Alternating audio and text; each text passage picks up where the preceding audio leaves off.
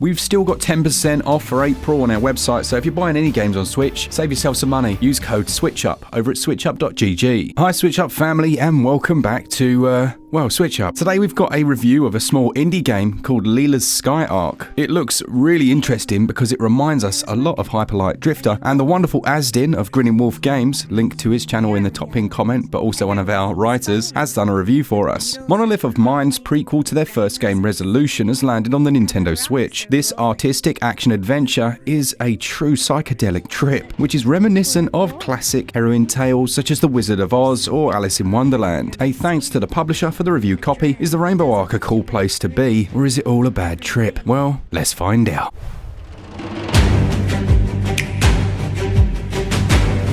As mentioned, Lila's Sky Arc acts as a direct prequel to the game Resolution. While Lila serves to fight against evil, she'll embark on a journey through the Red Code. It's a mystical and sometimes opaque narrative, but what it does well is create an atmosphere, sometimes quite familiar abstract themes, and while it's made explicitly clear why she's on this adventure, you never really know what to expect around the next corner, like any good fantasy adventure film.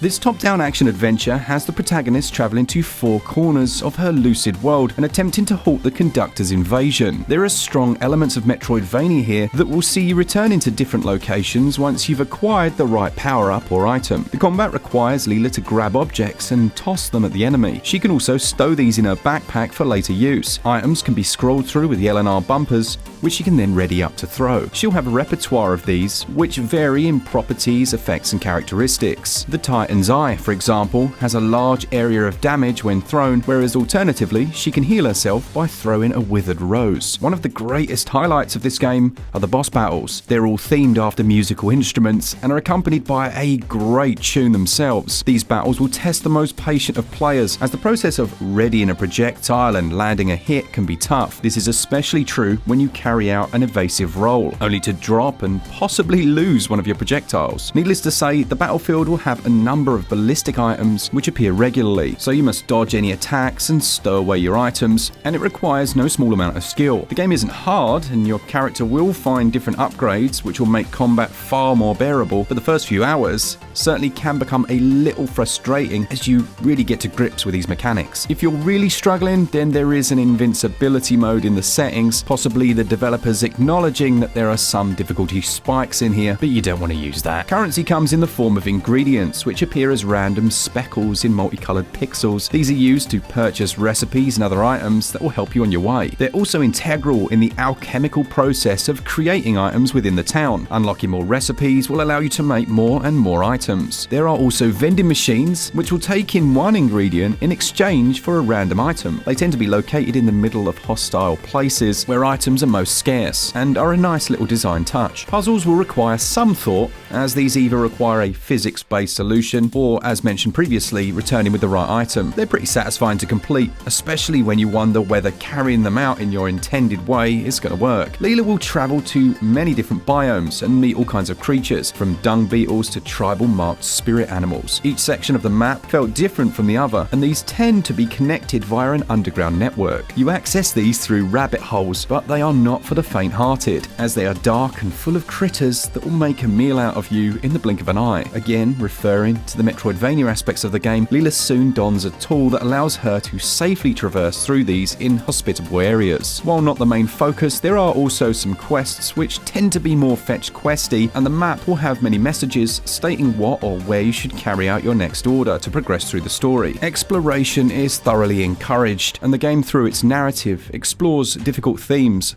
such as bereavement, but they're juxtaposed with things like joy and happiness. It's a medium which has allowed the developers to tackle some hard-hitting issues while still providing gameplay that's engaging enough to grab your attention, but we do need to discuss the areas that bring down the gameplay score, and those are bugs. I've spoken with the developers about some of them, but you're looking at things like the protagonist becoming stuck in the environment or a boss not appearing on the screen. They're quite tricky to replicate, and you may find these don't happen to you at all, but the fact that I've experienced them in my playthrough means that but you're more than likely to unless they patch it. The only other real negative are the difficulty spikes I mentioned early on. For me, gameplay scores 14 out of 20. The mapping of the controls do the job nicely, but the connection between the input and what occurs on screen can be ever so slightly hit and miss, meaning they're just not quite as tight as I would have liked. Perhaps there's a degree of input latency, or it may have in fact been linked to some of the performance issues and frame rate drops. Right now, they score 15 out of 20.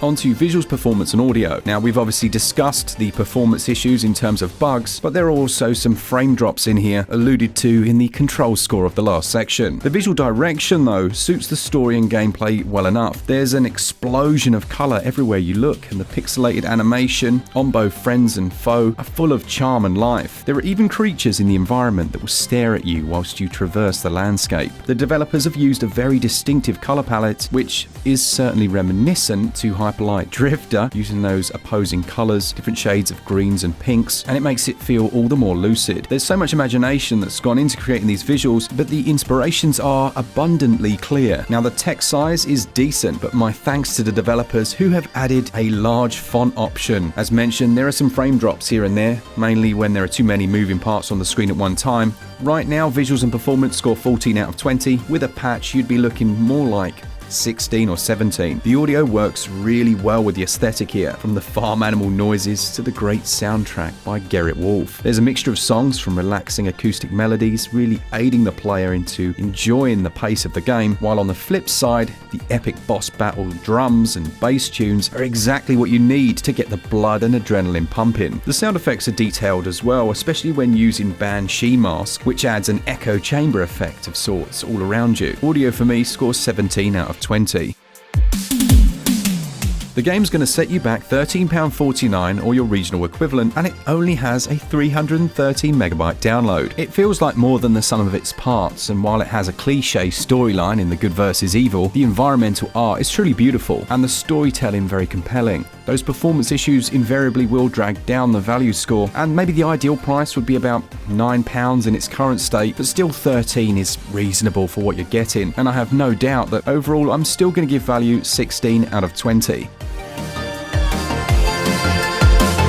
Personally, I feel like the talented team at Monolith of Minds have created an interactive work of art, which also touches on some delicate and personal subjects within its narrative. It's not your usual action-adventure where you just hack and slash your way all the way through. This is more of a thoughtfully paced, well-timed tale that's as rewarding as it is soothing. The combination of great sound and that lovely artistic style work really well. Yes, those performance quirks have let the score down. This would easily be in the 80s, but it won't take much for them to patch it up.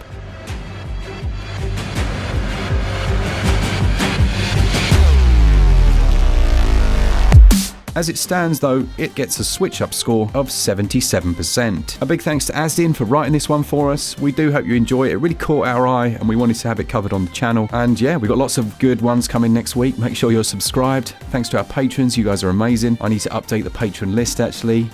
Yeah, I'll do that in the next few days. But thanks so much, and for all things Switch, all the time, keep it Switch up. Cheers guys. See ya!